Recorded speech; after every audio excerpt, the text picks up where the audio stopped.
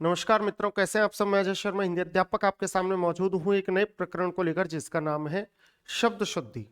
देखिए मित्रों, हिंदी के 4 स्तंभ हैं: संधि, समास, उपसर्ग, प्रत्यय। संधि, समास, उपसर्ग, प्रत्यय के बारे में अगर मैं बात करूं तो संधि एक नए शब्द का निर्माण करती है, समास एक नए शब्द का निर्माण करते हैं, उपसर्ग एक नए शब्द का निर्माण करते हैं और एक नए शब्द की संरचना प्रत्यय के माध्यम से भी होती है। लेकिन उसके बाद शब्द शुद्धि ये या अव्यय, संज्ञा, सर्वनाम, ये शब्दों को समझने की एक बहुत अच्छी प्रक्रिया है। शब्दों को समझने की एक बहुत आसान सरल प्रक्रिया तो मैं नहीं कह सकता, बड़ी जटिल प्रक्रिया है। लेकिन हाँ, यह है कि ये अलंकार हैं, शब्दों के अलंकार हैं। वहीं पर बात आती है शब्द शुद्धि की।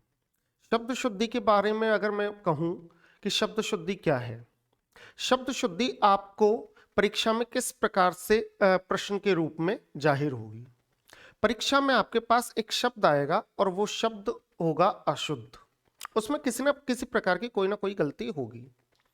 या तो उसमें मात्रा से संबंधित गलती हो सकती है, उसमें स्वर से संबंधित कोई गलती हो सकती है, उसमें व्यंजन से संबंधित कोई गलती हो सकती है, उसमें र या री इन दोनों का भ्रम हो सकता है, या उसमें स्वर ह्रस्व है या दीर्घ है इसका भ्रम हो सकता है, या उसमें गलती हो सकती है कि कहीं शकार, कहीं सकार और कहीं सकार, यानी कहीं तो मूर्धा से आ जाए, कहीं तालु शय आना चाहिए था लेकिन दंत से दे दिया, कहीं पर दंत से आना चाहिए था वहां पर मूर्धा शय दे दिया। तो इस प्रकार से वहां पर गलतियां देखने को आपको मिल सकती हैं। अब दो प्रकार से हम अशुद्ध शब्द को शुद्ध रूप में बदल सकते हैं, परिवर्तित कर सकते हैं, या फिर अशुद्ध शब्द की पहचान कर सकते हैं। पहला जो तरीका है वो तो ये है कि कुछ नियम तो ऐसे हैं जो हमें बताते हैं कि इस शब्द में कौन सा शय आना चाहिए। जैसे विसर्ग संधि के कुछ नियम है कि विसर्ग के बाद अगर छ या छह आ जाए तो विसर्ग के स्थान पर तालु शय हो जाता है।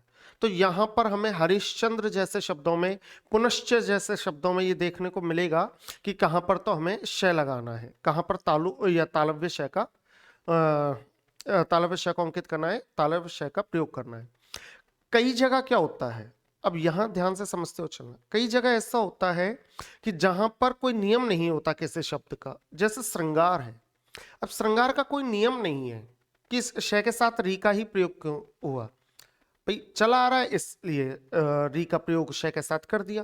लेकिन उसमें हम गलती किस प्रकार से कर देते हैं, उसमें गलती इस प्रकार से कर देते हैं कि री के साथ रे का भी मिश्रण कर देते हैं और संयुक्त वर्ण के रूप में वो एक अशुद्ध शब्द बनकर हमारे सामने आ जाता है, जो हमारी असफलता का कारण भी बनता है। तो आज हम टॉपिक शुरू करने जाते हैं शब्द शुद्धि। और शब्द शुद्धि जिसको पढ़ने के बाद, ये मेरा दावा है कि आपको फिर राजस्थान की या किसी भी हिंदी की पुस्तक को पढ़ने की आवश्यकता नहीं है। शब्द शुद्धि को मैं संपूर्ण तरीके से आपके सामने यहाँ पर पढ़ाने जा रहा हूं। बहुत बहुत आपका धन्यवाद।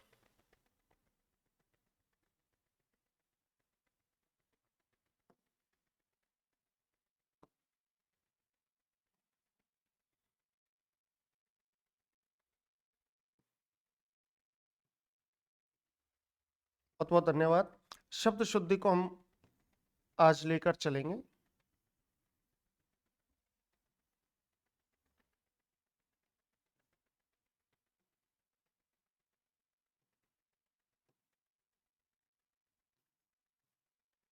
देखिए, आज क्या है, हिंदी के प्रति अरुचि है और हिंदी के प्रति अरुचि होने के कारण हम पीएसआई जैसी परीक्षाओं में जहां पर हिंदी मान्य है वहां पर चाहते हुए भी सिलेक्शन नहीं ले पाते। उसके पीछे सबसे बड़ा कारण क्या है, हिंदी के प्रति हमारी अरुचि।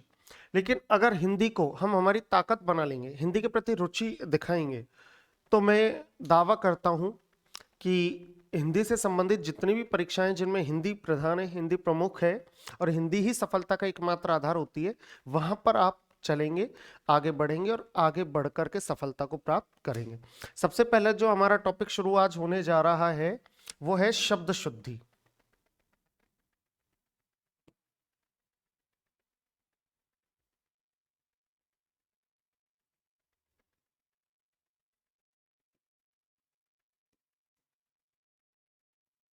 शब्द शुद्धि, ये हमारा पहला प्रकरण है, शब्द शुद्धि। शब्द शुद्धि ये प्रकरण है।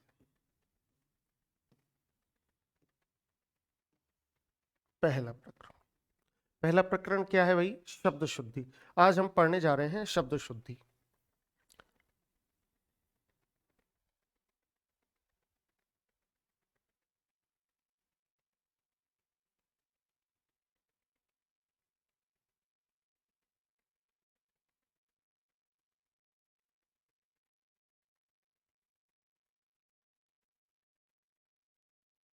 देखिए, शब्द शुद्धि, सबसे पहले मैं आपको कुछ शब्दों के माध्यम से बताना चाहता हूं कि हम शब्द शुद्धि में गलती कहां करते हैं, फिर हम नियम शुरू करेंगे। देखिए, मैंने कुछ शब्द लिख दिए, देखने पर तो आपको लग रहा होगा कि ये शब्द सही है।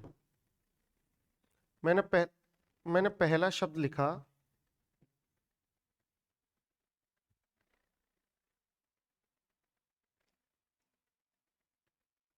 मैंने पहला शब्द लिखा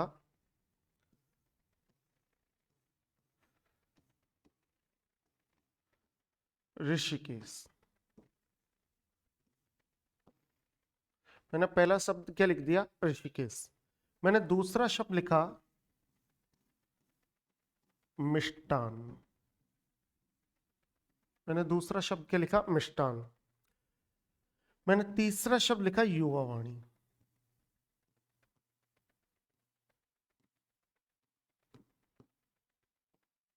ये मैंने तीसरा शब्द लिख दिया। मैंने चौथा शब्द लिखा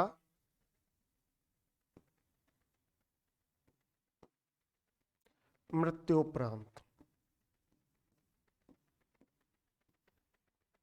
मैंने अगला शब्द लिखा अंताक्षरी।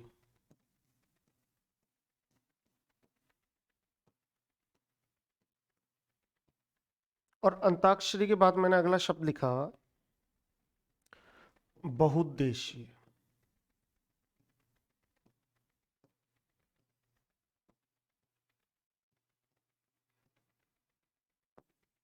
देखिए, मैंने कुछ शब्द लिख दिए। मैंने शब्द लिखा ऋषिकेश, मिष्टान, युवावाणी, मृत्युपरांत, अंताक्षर, बहुउद्देशीय। अब यहां पर इन शब्दों को लिखने के बाद अगर मैं आपसे पूछूं कि क्या इनमें कोई अशुद्धि है या फिर ये शुद्ध शब्द हैं, अगर आप कहोगे कि इनमें अशुद्धि है तो फिर अशुद्धि क्या है, और अगर आप कहोगे कि ये शुद्ध शब्द हैं तो फिर शुद्ध क्यों है, और अगर अशुद्धि है तो अशुद्धि क्या है। तो मैं आपसे कहना चाहूंगा कि यहां पर ये जितने भी शब्द हैं वो सब अशुद्ध हैं, और उन शब्दों के अशुद्ध होने के पीछे कारण क्या है। देखो, इनका शुद्ध रूप क्या होगा? सबसे बड़ी चुनौती हमारे सामने ये है कि इनका शुद्ध रूप क्या होगा। देखो, हरिद्वार में एक स्थान विशेष का नामकरण करने की आवश्यकता हुई कि एक स्थान विशेष का नामकरण हो। अब नामकरण हो तो नाम भाई किसके आधार पर रखा जाए? तो विद्वानों से पूछा गया, तो विद्वानों ने कहा कि इसका नाम किसके आधार पर रख दो? भगवान विष्णु के आधार पर। कि भाई विष्णु के आधार पर तो रख दें, लेकिन नाम क्या रखें? तो विद्वानों ने सजेशन दिया, सुझाव दिया कि भाई एक शब्द है हृषिक। एक शब्द क्या है? हृषिक। और दूसरा जो शब्द है वो है ईश। हृषिक का मतलब होती है इंद्रियां। हृषिक का मतलब क्या होता है भाई? इंद्रियां। ईश का मतलब होता है स्वामी। ईश का मतलब क्या होता है? स्वामी या मालिक। यहां पर दो चीजें हो गई, स्वामी या मालिक। अर्थात हृषिकेश मिलकर के जो शब्द बना वो शुद्ध शब्द बना हृषिकेश, अर्थात इंद्रियों के स्वामी। अब ये तो है शुद्ध शब्द, ये तो शब्द कैसा है? शुद्ध, ऋषिकेश। लेकिन गलत धारणा क्या हो गई कि ये शुद्ध है, तो ये तो है अशुद्ध। जो आप ऋषिकेश शब्द को देखने जा रहे हो या देखते हुए आ रहे हो आज तक, ये शब्द तो कैसा माना है? हिंदी व्याकरण ने अशुद्ध माना है। और शुद्ध शब्द क्या माना है? ऋषिकेश। देखो, मिष्टान जो शब्द है ये मैंने आपके सामने शुद्ध लिखा है, लेकिन आपको ये कैसा लग रहा होगा कि अशुद्ध है। नहीं, ये शुद्ध है। देखो अशुद्ध मैं आपको बताता हूं कैसा होता है। अशुद्ध कौन सा होगा?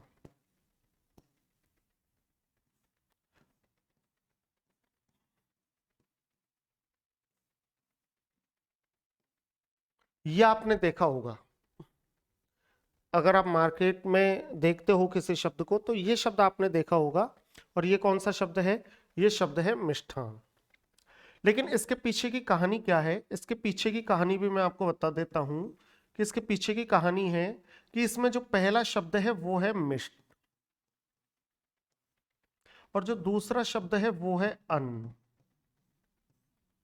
अब मिष्ट के दो अर्थ होते हैं, एक तो मिष्ट का अर्थ होता है मीठा और दूसरा अर्थ होता है दूध। पहला तो मिष्ट का अर्थ क्या होगा? मीठा, और दूसरा क्या होगा? दूध। और अन्न का अर्थ तो अन्न होता ही है, अर्थात या तो मीठा अन्न या अन्न को किससे मिला दिया जाए? दूध से। उसको मिलाकर के हमने जो शब्द बनाया वो शब्द बनाया मिष्टान। शब्द क्या बनाया? मिष्टान, जो कि शुद्ध शब्द है। जो कि शब्द कैसा है? शुद्ध है, मिष्टान। तीसरा शब्द जब हम लेंगे तो हमने कहा युवा वाणी। कौन सा शब्द कह दिया भाई? युवा वाणी। अब युवा वाणी के बारे में देख लेते हैं, युवा वाणी क्या है। देखिए भाई, आपको लग रहा होगा कि युवा है और वाणी है तो मिलकर के क्या बन जाना चाहिए? युवा वाणी। नहीं, ये जो युवा वाणी शब्द है ये संस्कृत का शब्द है। किसका शब्द है? संस्कृत का। और जो संस्कृत का युवा वाणी शब्द है वो बना है युवन धनवाणी, युवाओं की वाणी।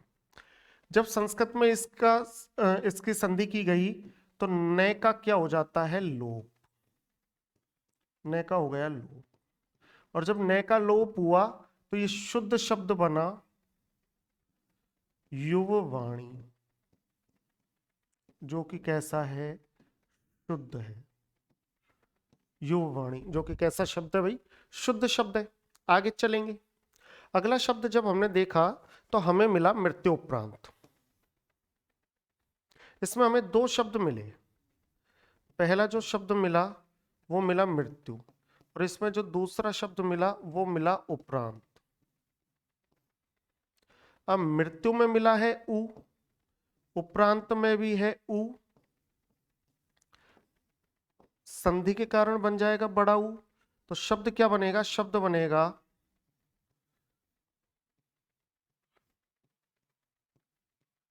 मृत्योपरांत। शब्द क्या बनेगा? मृत्योपरांत, जो कि कैसा शब्द है? शुद्ध शब्द।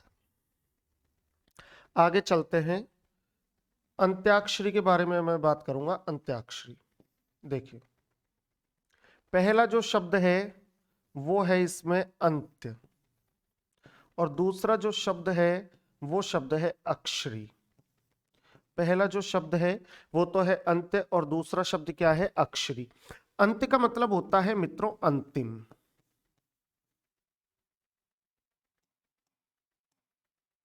या फिर अंत का माना जाए तो अंत का अर्थ होता है अंत के, और अक्षरी का मतलब है अक्षर वाली। अक्षर वाली। अब इन दोनों में क्या हो गया? इन अंत प्लस अक्षरी दोनों की हो गई दीर्घ संधि, और शुद्ध शब्द जो हमारे पास बना वो बना अंत्याक्षरी। शुद्ध शब्द कौन सा बन गया भी? अंत्याक्षरी, दीर्घ संधि के कारण। ये शुद्ध शब्द है, ये शुद्ध शब्द है अंत्याक्षरी, अंत प्लस अक्षरी। अब देखो, मैं आपसे कहूंगा कि बहुउद्देश्य कैसे बना। इसमें दो शब्द हैं, बहु और दूसरा शब्द है उद्देश्य।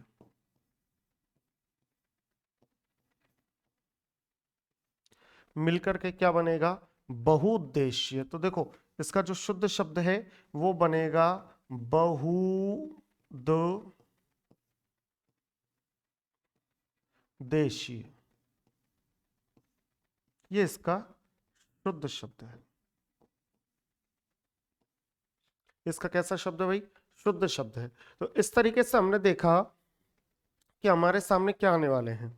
हमारे सामने जो शब्द आने वाले हैं वो शब्द लगते तो हमें शुद्ध हैं, लेकिन वो वास्तविकता में शुद्ध है नहीं। वो कैसे शब्द हैं? अशुद्ध शब्द हैं।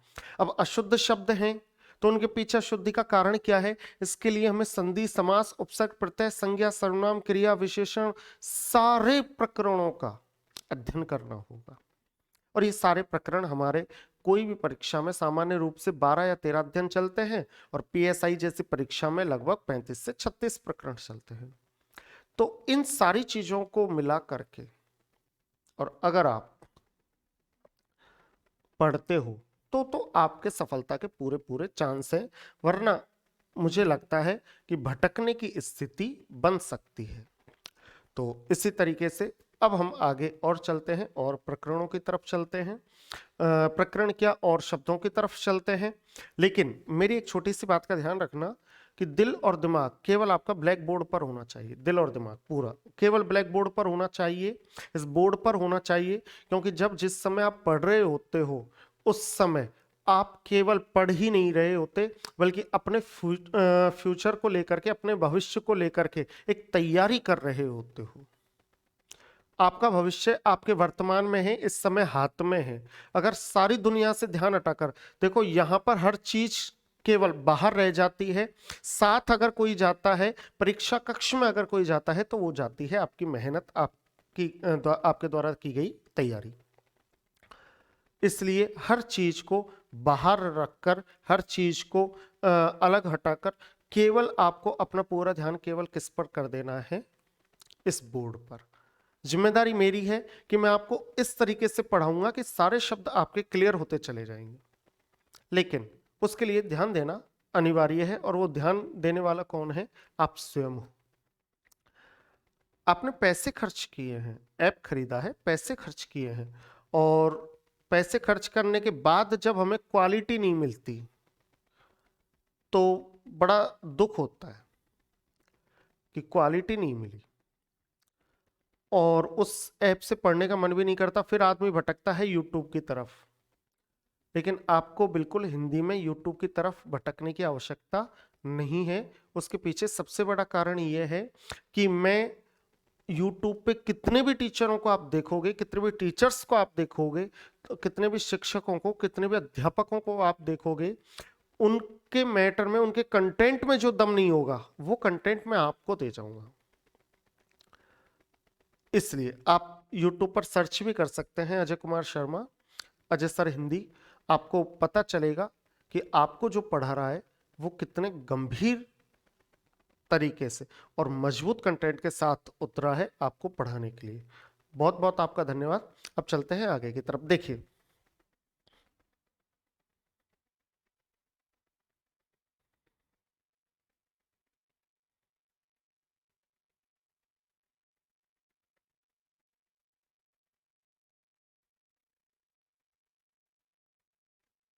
देखिए आगे चलते।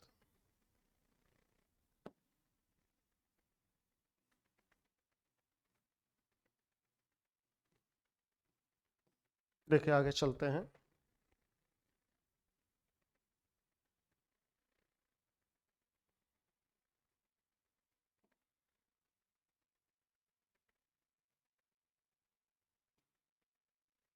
मैंने एक अक्षर आपके सामने लिखा जिसको पहचानने में हम अक्सर गलती कर जाते हैं, और वो अक्षर क्या है? वो अक्षर है। वो अक्षर क्या भी है? वो अक्षर है।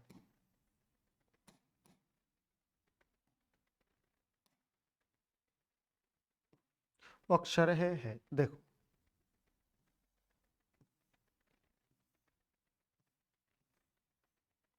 ये अक्षर भाई है। अब इस है के साथ एक सिस्टम क्या हो गया, वो सिस्टम समझना कि इसके साथ कि इसमें 7 अक्षरों का संयुक्त वर्ण बनता है। कितने अक्षरों का? 7 अक्षरों का। यानी इससे कितने वर्ण जुड़ते हैं भाई? 7 वर्ण जुड़ते हैं। इससे कितने अक्षर जुड़ जाते हैं? 7। वो कौन कौन से हैं? या तो वो मैं हो सकता है, या न हो सकता है, या ले हो सकता है, या वह हो सकता है, या री हो सकता है, या रे हो सकता है, या ये हो सकता है। इससे कितने अक्षर जुड़ गए? 7। म, न, ल, व, री, र, य। ये 7 अक्षर जुड़ चुके। लेकिन अब समझने की बात क्या है? देखो ध्यान से समझना, 7 अक्षर जुड़ चुके, लेकिन अब समझने की बात क्या है कि है जो कि हलंत है, इसमें जब मैं अक्षर संयुक्त वर्ण के रूप में आएगा तो कैसा दिखेगा? देखिए भाई, हम कितने है बना देते हैं? 7। 1, 2, 3, 4, 5, 6, 7। देखो ये मैंने 7 है बना दी, लेकिन अब समझने की बात क्या है? समझने की बात यह है कि इनमें हमसे अशुद्धियां कैसे करवाता है। हम संयुक्त वर्ण नहीं जोड़ पाते इसमें, या हम पहचान नहीं पाते कि संयुक्त वर्ण मिलेंगे कैसे। देखिए सबसे पहले मैं क्या जोड़ूंगा? मैं जोड़ने के लिए आपको क्या करना है? यहां पर आना है, यहां पर मैं बनाना है, और यहां इसको स्वर ए का दे देना है। ये तो बन गया मैं। दूसरा मैं जोड़ूंगा न। न के लिए क्या करना है? इसको ऐसे करना है और यहां पर न बना देना है। ये बन गया न। है में जब आपको ले जोड़ना है तो क्या करना है को इस प्रकार करना है, और यहां पर आपको कौन सा वर्ण लिख देना है? ले वर्ण लिख देना है। अब बताओ, अगर आपको वह जोड़ना है तो किस तरीके से करना है? ध्यान से समझना, आपको ऐसे करना है और यहां पर वह लिख देना है। अगर आपको री जोड़ना है तो आप यहां पर सी आकार में री जोड़ोगे, और अगर आपको रे जोड़ना है तो आप इस है में रे जोड़ दोगे। अगर आपको ये जोड़ना है तो यहां से आप ये बनाओगे और ऐसे बना दोगे। ये बन गया ये। देखो कितना आसान है। अब हम इनके कुछ शब्दों को ले लेते हैं भाई। देखो शब्द लेंगे। पहला जो शब्द लिया है वो मैंने लिया है ब्रह्मा। ब्रह्मा इस तरीके से लिखा जाता है। ब्रह्मा किस तरीके से लिखा जाएगा भाई? इस तरीके से। अब ध्यान समझ, इसका संयुक्त वर्ण हम किस तरीके से दें?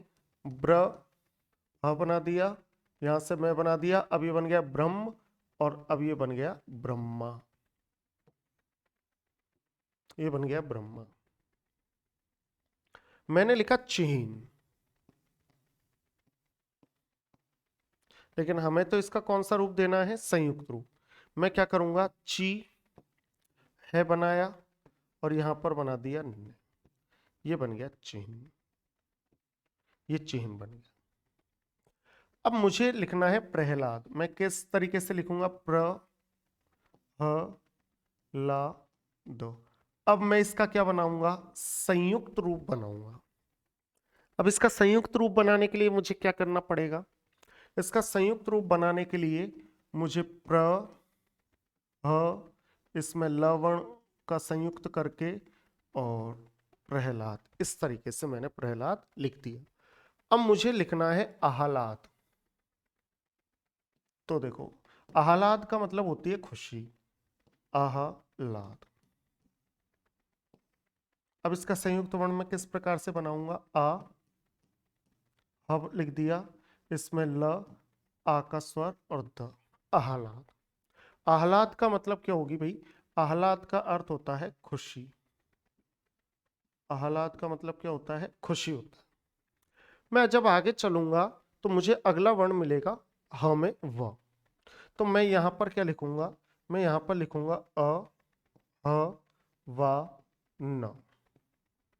आह्वान। आह्वान यानी पुकार। लेकिन अब मुझे क्या कर देना है? इसका संयुक्त वर्ण बनाना है। तो मैं किस प्रकार से बनाऊंगा? आ है में व, आ का स्वर, आहा वान। इस तरीके से मैंने बना दी। जब मैं आगे चलूंगा तो देखिए, अब मैं ह में री का स्वर जोड़ता हूं। तो मुझे एक शब्द लिखना है हृदय। अब इस हृदय को मैं संयुक्त रूप कैसे दूं? इस प्रकार से।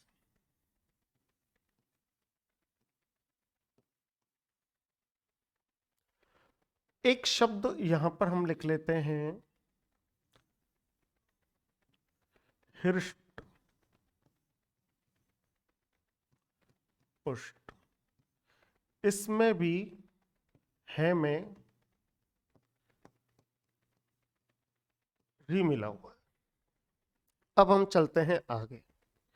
जब हम आगे चलेंगे तो मैंने एक शब्द लिखा, बहुत आसान शब्द है, और मैंने लिखा रास।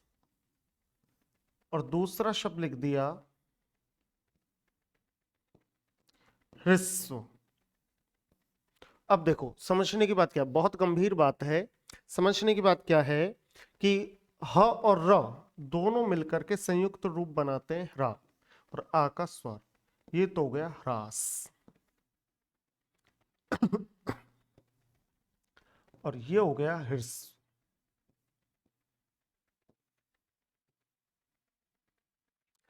दुनिया गलती क्या करती है शब्द शुद्धि में कि ह्रस्व को इस तरीके से लिखती है, रे लगाती है।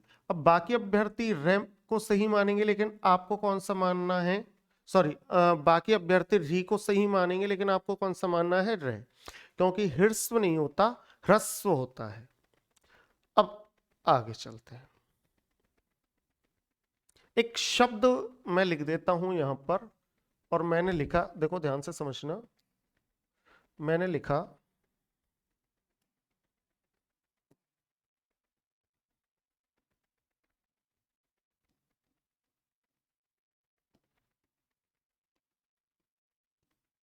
अब इसका संयुक्त रूप बनाने के लिए हमें क्या लिखना पड़ेगा? है में क्या जोड़ना पड़ेगा? म और ये बन गया ब्राह्मण। देखो इस तरीके से हमने हिंदी को पढ़ा।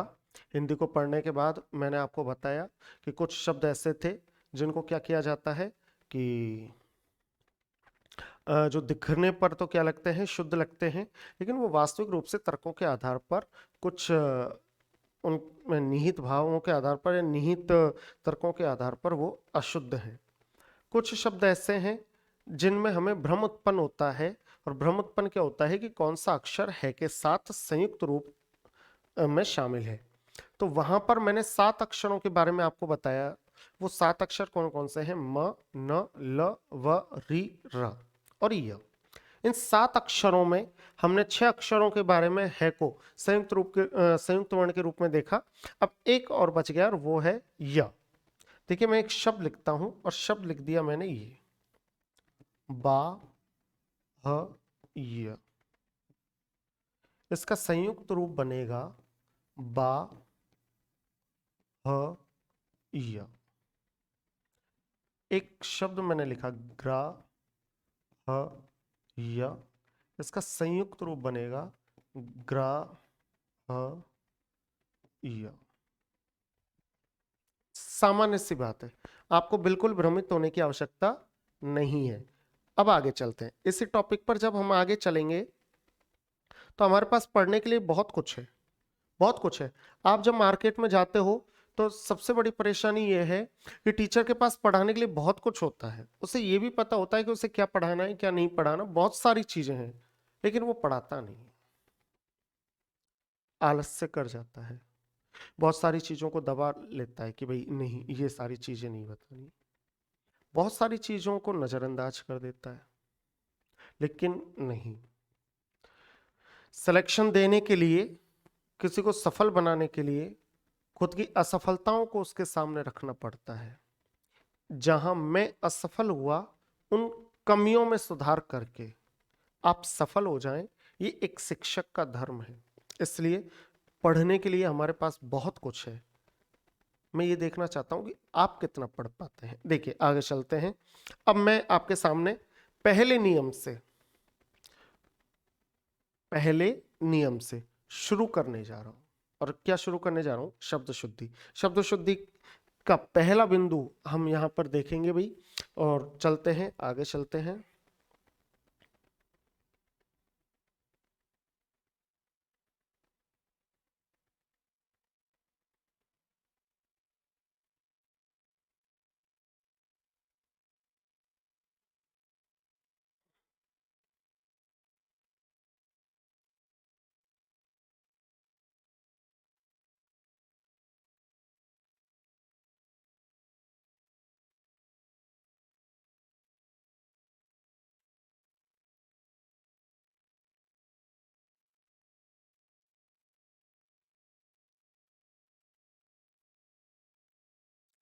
आगे चलते हैं, और आगे चलते हुए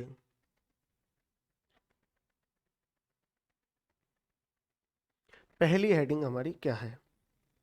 पहली जो हेडिंग है वो है कि शुद्ध हिंदी कैसे लिखें, दीर्घ संधि की अशुद्धियां। जो पहली हेडिंग है वो है हमारी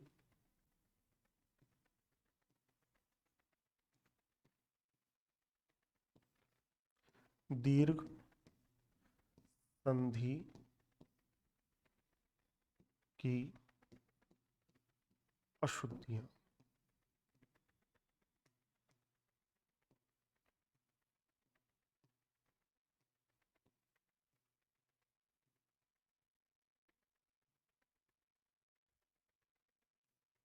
दीर्घ संधि की अशुद्धियां।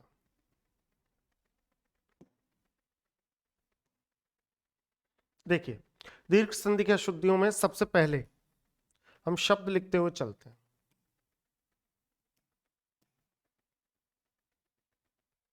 देखिए भाई, मैं आपके सामने शब्द लिखने जा रहा हूं, और उन शब्दों को देखते हुए चलेंगे। पहला शब्द है रविंद्र गुरुपदेश अंताक्षरी अभ्यारण्य। देखिए भाई, रविंद्र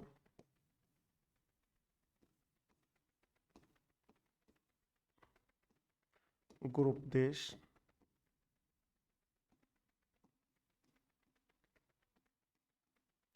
अंतराक्षरी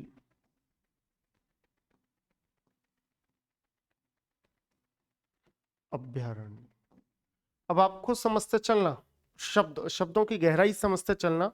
रविंद्र गुरुपदेश अंताक्षरी अभ्यारण्य, मुरारी मिष्ठान युवावाणी,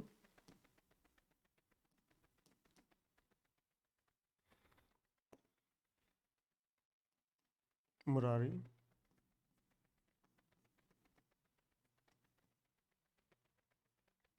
मिष्ठान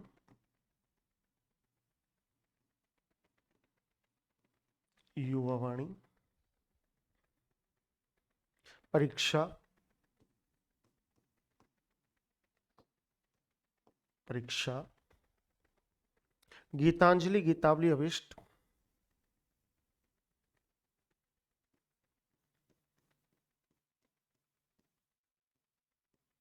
गीतांजलि गीतावली अभिष्ट, गीतांजलि गीतावली अभिष्ट, आधीन कटुक्ति लघुत्तम, आधीन कटुक्ति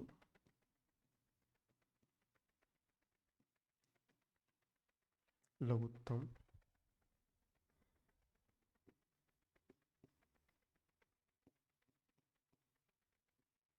लघुत्तर,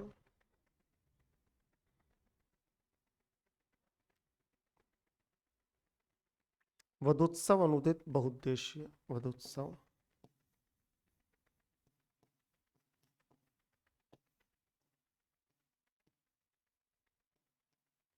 अनुदित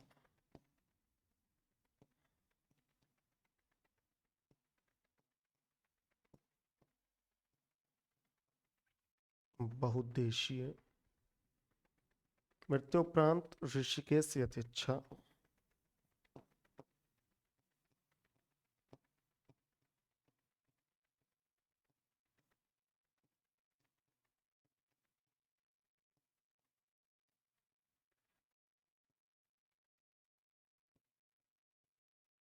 यथेच्छा, चरमोत्कर्ष, अतिशयोक्ति।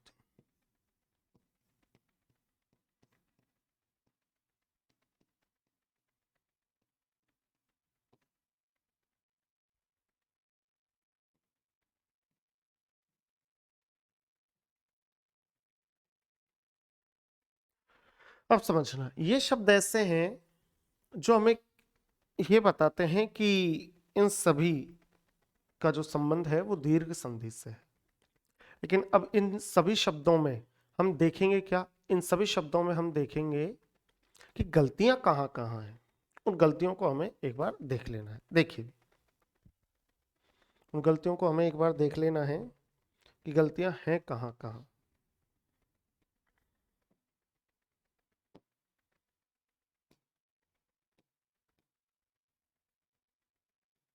देखो, मैंने कहा रविंद्र।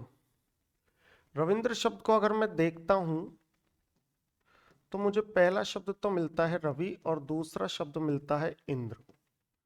रवि में मुझे ई दिखाई देता है, इंद्र में भी मुझे ई दिखाई देता है। दोनों की मैं दीर्घ संधि कर देता हूं, यहां पर बड़ा ई हो जाता है और इसलिए मुझे रविंद्र शुद्ध शब्द ये दिखाई देता है। रविंद्र, ना कि रविंद्र, रविंद्र। गुरुपदेश की अगर मैं बात करूं तो मुझे पहला शब्द गुरु दिखाई देता है, दूसरा शब्द उपदेश दिखाई देता है। गुरु में ऊ शामिल है, उपदेश में ऊ शामिल है, दोनों का रूप बड़ा ऊ हो जाता है, इसलिए शुद्ध शब्द मुझको गुरुपदेश दिखाई देता है, गुरुपदेश। ये दूसरा। अगर मैं अंत्याक्षरी की बात करूं तो मुझे पहला शब्द अंत्य दिखाई देता है और दूसरा शब्द अक्षरी दिखाई देता है। अंत का मतलब अंत के, अक्षरी का मतलब अक्षर वाली, इसलिए मुझे इनका शुद्ध रूप अंत्याक्षरी दिखाई देता है। इसलिए मुझे इनका शुद्ध रूप क्या दिखाई देता है, अंत्याक्षरी। अभ्यारण शब्द की अगर मैं बात करूं तो मुझे इसमें दो शब्द दिखाई देते हैं। पहला शब्द दिखाई देता है अभय और दूसरा शब्द दिखाई देता है अरण्य। अभय में मुझे दिखाई देता है अ, अरण्य में दिखाई देता है अ, दोनों की संधि होकर मुझे दिखाई देता है आ, इसलिए मुझे शुद्ध शब्द दिखाई देता है अभयारण्य। मुझे कौन सा शब्द दिखाई देता है भाई, अभयारण्य। मुरारी शब्दों में मुझे दो शब्द दिखाई देते हैं। मुरारी शब्दों में मुझे कितने शब्द दिखाई देते हैं, दो। पहला जो शब्द है वो तो दिखाई देता है मुर, और दूसरा जो शब्द है वो दिखाई देता है अरि। मुर एक राक्षस था और अरि का मतलब होता है शत्रु। अर्थात यहां पर जो शुद्ध शब्द मुझे दिखाई देता है वो दिखाई देता है मुरारी, जिसमें ह्रस्व ई है, रे वर्ण। मिष्टान्न के बारे में मैंने आपको पहले पेज पर बता ही दिया, युवा वाणी के बारे में भी बता दिया, लेकिन मैं आपको बता देता हूँ। युवा वाणी में मुझे पहला शब्द दिखाई देता है युवण और दूसरा शब्द दिखाई देता है वाणी। न का यहाँ पर लोप हो गया, इसलिए शब्द बनेगा युववाणी। और परीक्षा में मेरे को परि उपसर्ग और ईक्षा मूल शब्द, इसलिए शुद्ध शब्द दिखाई देता है परीक्षा। शुद्ध शब्द मुझे क्या दिखाई देता है भाई, परीक्षा दिखाई देता है, परीक्षा। जब हम आगे चलते हैं तो आगे क्या देखेंगे,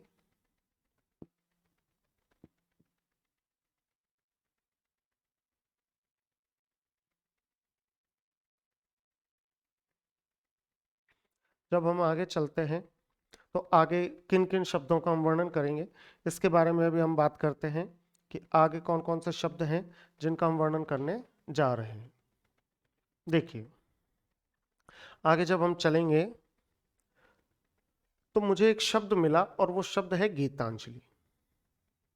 गीतांजलि शब्द में मैं देखूंगा कि मुझे पहला शब्द तो मिला गीत और दूसरा शब्द मिला अंजलि।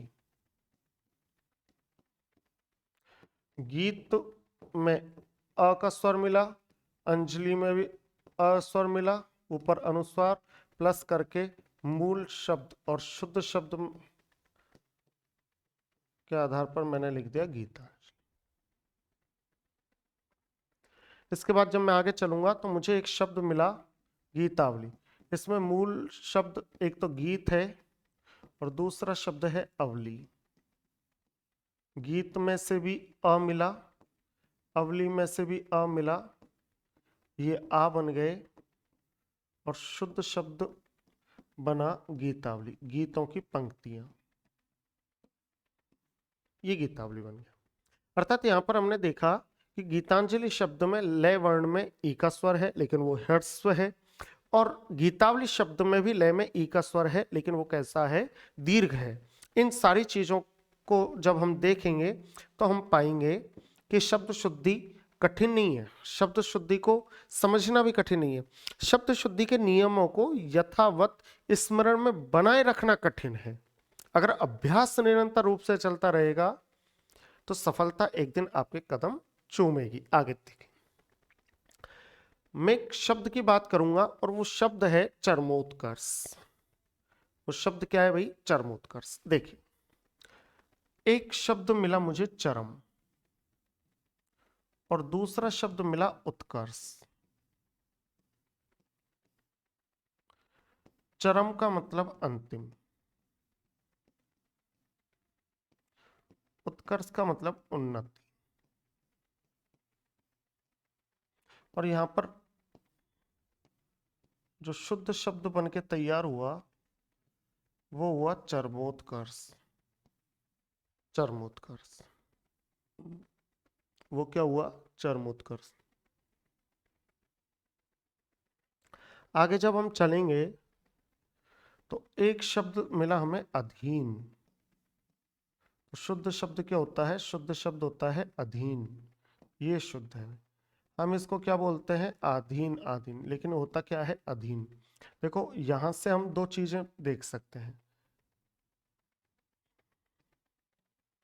अगर हमने इसको अधीन से पहले स्व लगाया तो स्वाधीन बन गया, और पर लग गया तो पराधीन बन गया। तो स्वाधीन और पराधीन को देख करके हम क्या करते हैं कि यार इसमें आधीन होता होगा, लेकिन उसमें आधीन नहीं होता। उसमें स्वयं में अधीन शब्द का मिश्रण करके उसको जोड़ करके स्वाधीन बन जाता है, और वहीं पर में अधीन शब्द लगा करके पराधीन हो जाता है। आगे देखते हैं, इसमें मुझे दो शब्द मिले। पहला शब्द तो मिला कटु और दूसरा शब्द मिल गया उक्ति। कटु यानी कड़वे, उक्ति यानी वचन, और यहां पर शब्द बनेगा कटुक्ति। शब्द क्या बनेगा भाई, कटुक्ति। पहला शब्द मुझे मिलता है लघु और दूसरा शब्द मुझे मिलता है उत्तम, और यहां पर संधि के कारण शब्द बनेगा लघुत्तम। लघुत्तम। अब बात करते हैं लघुत्तर की। पहला शब्द जो मुझे मिला वो मिला लघु, जो मुझे दूसरा शब्द मिला वो मिला उत्तर, और मिलकर के शब्द बना लघुत्तर। लघुत्तर। इन चीजों का विशेष ध्यान रखना, इन चीजों का क्या रखना भाई, विशेष ध्यान रखना। क्या मिल गया, लघुत्तर। आगे चलते हैं, मुझे पहला शब्द मिला वधु, दूसरा शब्द मिला उत्सव, और मिलकर के शब्द बना वधूत्सव। मुझे पहला शब्द मिला अनु, मुझे दूसरा शब्द मिला उदित, और मिलकर के बना अनुदित, जो कि अनुवादित का शब्द, अनुदित। मुझे पहला शब्द मिला बहु, जिसका अर्थ होता है बहुत, अव्यय है भाई। मुझे दूसरा शब्द मिला उद्देश्य, और फिर मुझे अंतिम शब्द मिला करके बना बहुउद्देशीय।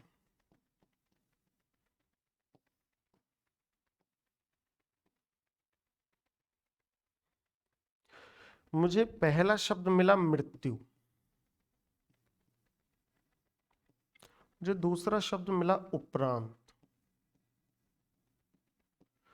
और मुझे फिर मिलाकर के शब्द बना मृत्युपरांत।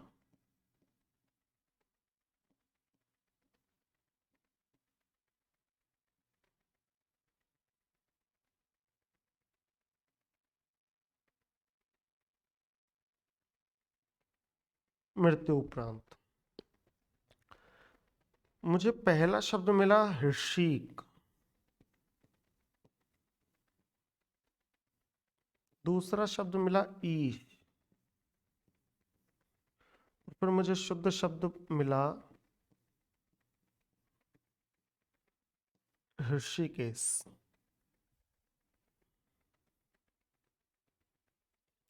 मुझे जो पहला शब्द मिला वो मिला यथा,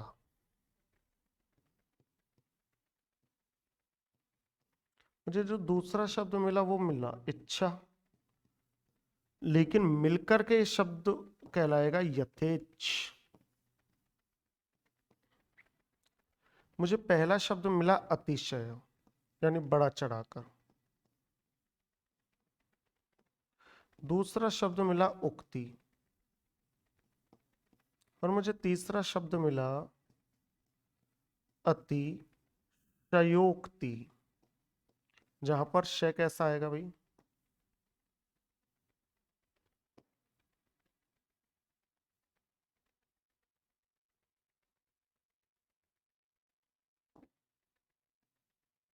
और इस तरीके से हमने पहला जो नियम देखा वो देखा दीर्घ संधि का। कौन सा नियम देखा भाई? दीर्घ संधि का।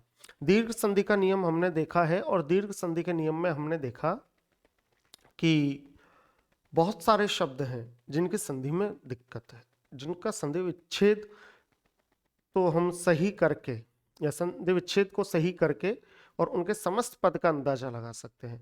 लेकिन दिया ही समस्त पद अगर गलत अर्थ में है या गलत वर्णों के साथ है, तो समस्त पद को देख करके हम उसके विच्छेद करेंगे, और विच्छेद करने के बाद उन अर्थों के आधार पर हम देखेंगे कि इस शब्द का शुद्ध रूप क्या बन सकता है। देखिए, आप इसको लिखिए, तब तक मैं इंतजार करता हूं, वेट करता हूं, उसके बाद जाकर के फिर अगले नियम की तरफ बढ़ेंगे।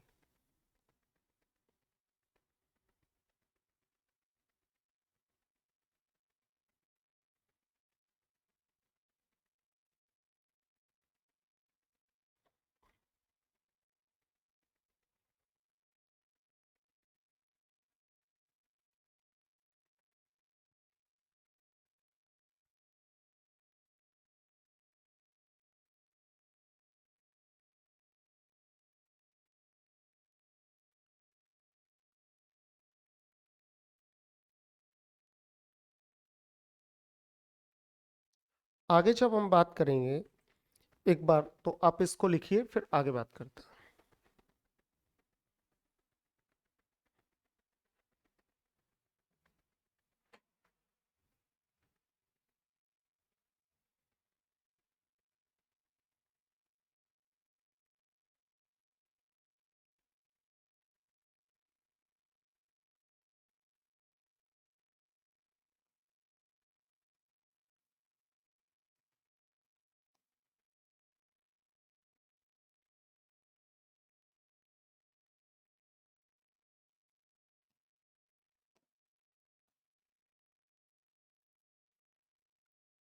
देखिए भाई, अगला जो शब्द है वो है व्यंजन संधि की अशुद्धियां। व्यंजन संधि की अशुद्धियां।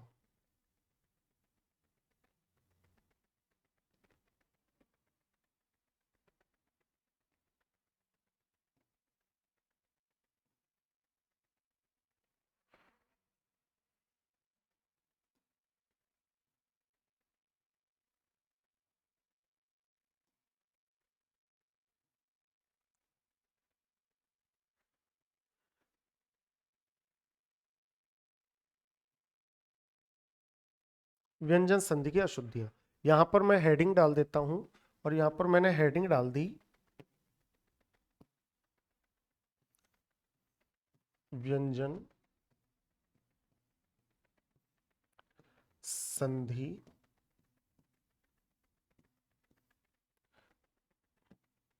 से संबंधित अशुद्धियां। किससे संबंधित हुई? व्यंजन संधि से संबंधित अशुद्धियां। अब देखो व्यंजन संधि से संबंधित अशुद्धियां तो यहां पर आ गई, लेकिन व्यंजन संधि से संबंधित अशुद्धियां होती कौन कौन सी हैं ये हम देखने वाले हैं। देखिए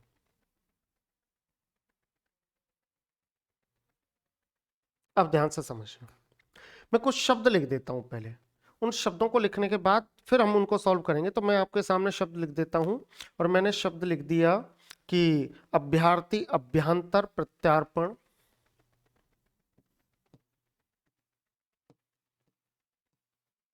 अभ्यर्थी अभ्यंतर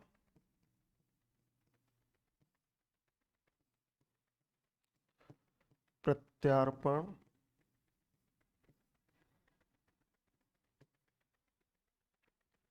अत्यधिक आध्यात्म,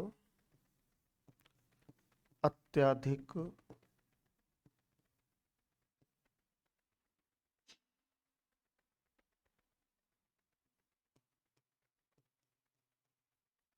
आध्यात्म,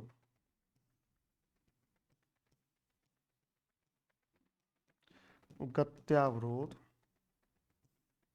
गत्यावरोध, प्रत्यांतर वांग में निरोग, प्रत्यांतर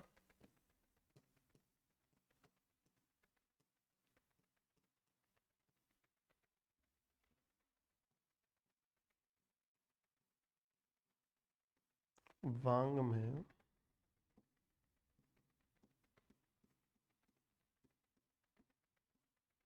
निरोग, नीरस दुराज पक्षराज प्राणी विज्ञान, नीरस दुराज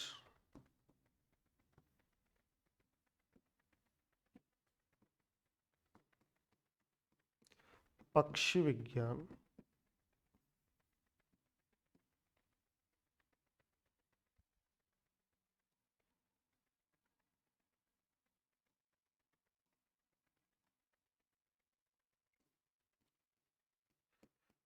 प्राणी विज्ञान,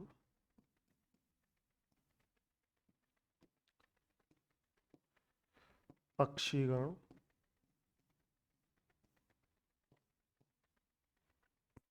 यात्रीगण,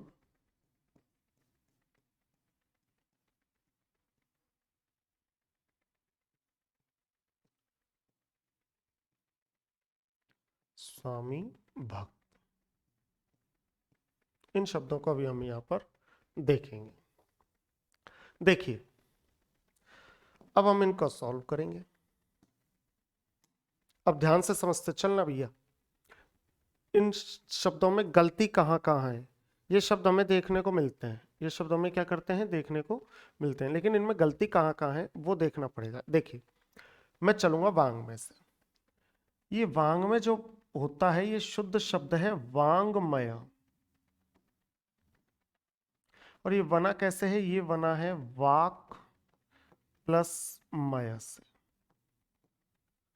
वाक का मतलब होती है वाणी और यह है निर्मित, अर्थात जिसे बोला जा सके उसे बोलते हैं वांग में।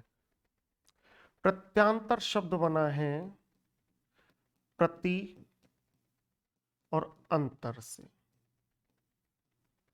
इसलिए शुद्ध शब्द होता है प्रत्यंतर।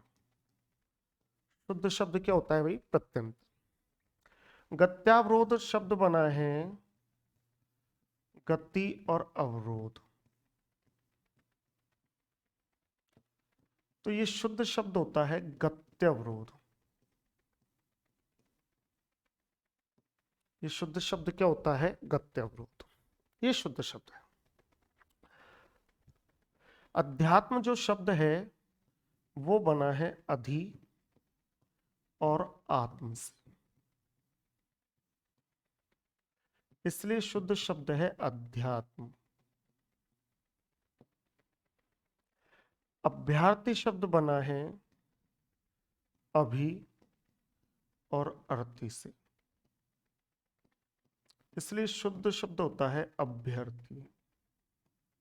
देखो ध्यान से समझते चलना, शुद्ध शब्द क्या होता है भाई? अभ्यर्थी। इसके बाद अभ्यांतर शब्द बना है अभि और अंतर से, इसलिए शुद्ध शब्द होता है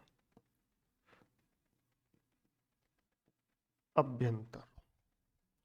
प्रत्यार्पण शब्द बना है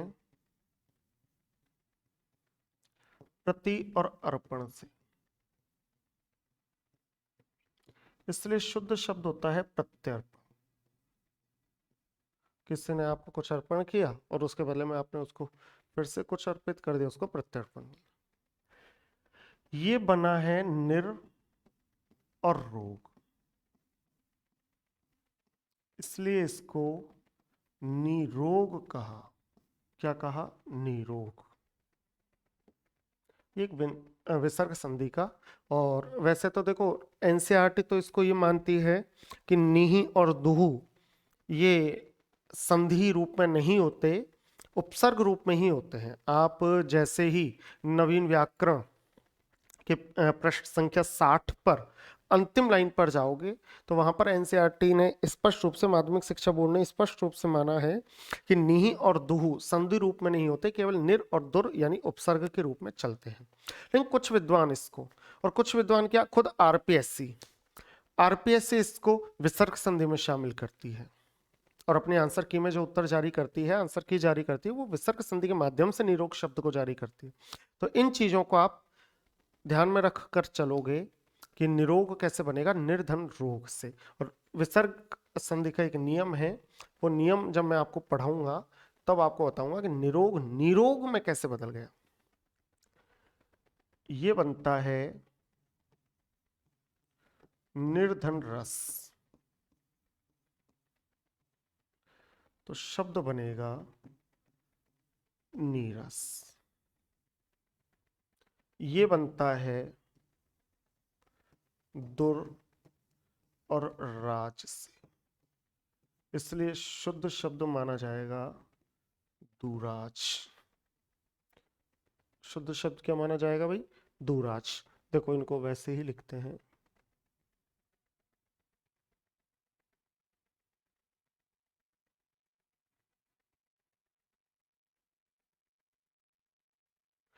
निर्धन रस से, इसलिए शुद्ध शब्द माना जाएगा नीरस। ये बनता है दुर और राज से, इसलिए शब्द माना जाएगा दुराज। यहां पर देखो आपको प्राणी और विज्ञान मिला है। हिंदी के नजरिए से देखें तो प्राणी और विज्ञान मिलकर के क्या बनता है कि प्राणी और विज्ञान। लेकिन अगर आप देखोगे तो ये शब्द बना है संस्कृत में प्राणीन, धन विज्ञान।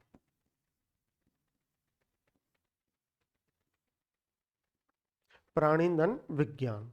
और जब आपने देखा कि प्राणीन धन विज्ञान है तो फिर ये क्या हो जाएगा, नय का लोप हो जाएगा यहां पर, और नय का लोप हो करके जो शुद्ध शब्द बनेगा वो बनेगा प्राणी विज्ञान।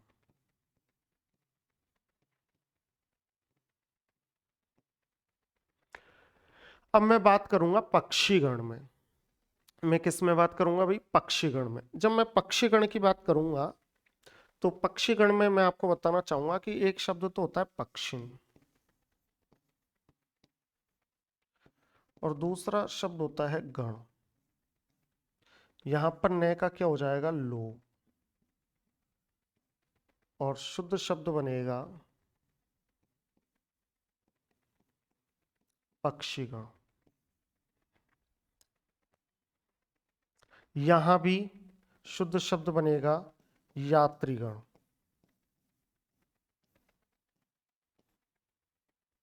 यहां शुद्ध शब्द बनेगा स्वामिन भक्त, मिलकर के शुद्ध शब्द बनेगा स्वामी भक्त।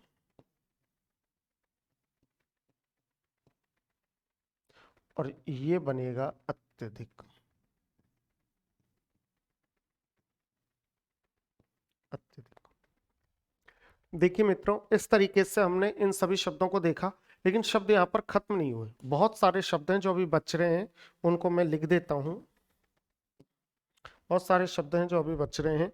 वो शब्द कौन कौन से हैं, ध्यान से समझना। एक शब्द तो है वाक्दान, दूसरा है सम्यक दर्शन। देखिए भाई,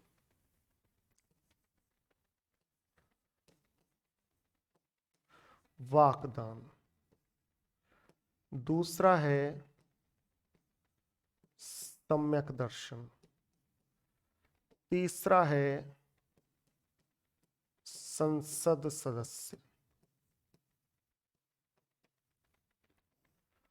और चौथा है जगत माता।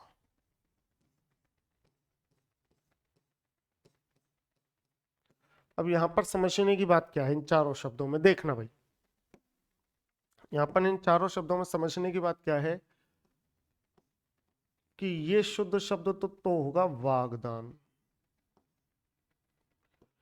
ये संधि के कारण होता है सम्यक दर्शन, संधि के कारण।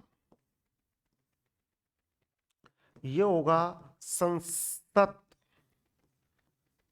सदस्य,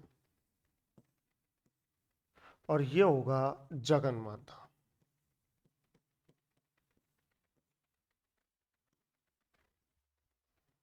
ये क्या होगा, जगन माता। इस तरीके से मित्रों आज हमने देखा कि शब्द शुद्धि को हमने आरंभ किया, और शब्द शुद्धि के माध्यम से हमने 4 पेज या 5 पेज यहाँ पर पढ़े। 5 पेज कौन कौन से थे? सबसे पहले मैंने आपको सामान्य रूप से बताया कि मैं हिंदी पढ़ाने आपको जा रहा हूं, और उसमें पहला जो प्रकरण है शब्द शुद्धि, वो मैं आपको पढ़ाऊंगा। दूसरे नंबर पर मैंने आपको बताया था कि ऐसे कौन कौन से शब्द हैं जो शब्द हमें लगते सही हैं, लेकिन कुछ तर्कों के आधार पर उन्हें हिंदी व्याकरण ने गलत माना है। तीसरे पेज पर मैं आपको या बताया था मैंने आपको कि ह वर्ण के साथ 7 वर्ण ऐसे हैं जो संयुक्त वर्ण की रचना करते हैं, संयुक्त वर्णों की संरचना करते हैं। और उन 7 वर्णों के आधार पर कुछ शब्द हैं जिनमें हम ये पहचान नहीं पाते कि है वर्ण के साथ कौन सा वर्ण शामिल है। हमने वो 7 वर्णों के बारे में अध्ययन किया। उसके बाद मैंने कहा आपसे कि दीर्घ संधि की अशुद्धियां, कि दीर्घ संधि में कहां कहां अशुद्धियां प्राप्त होती हैं, वो मैंने आपको बताया। और अंतिम रूप में हमने व्यंजन संधि की कुछ अशुद्धियों वाले शब्दों को पढ़ा। अब ये शब्द खत्म नहीं हुए, अब ये शब्द खत्म नहीं हुए। एक शब्द और मैं आपको यहां पर लिख देता हूं, और शब्द में ने आपके सामने लिखा निशुल्क।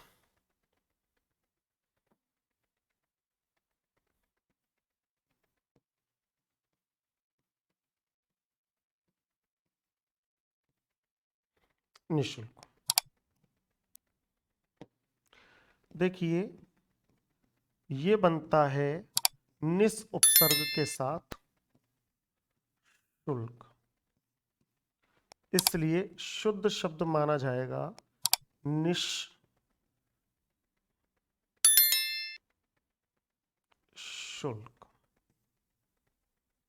ठीक है, आपका बहुत बहुत धन्यवाद।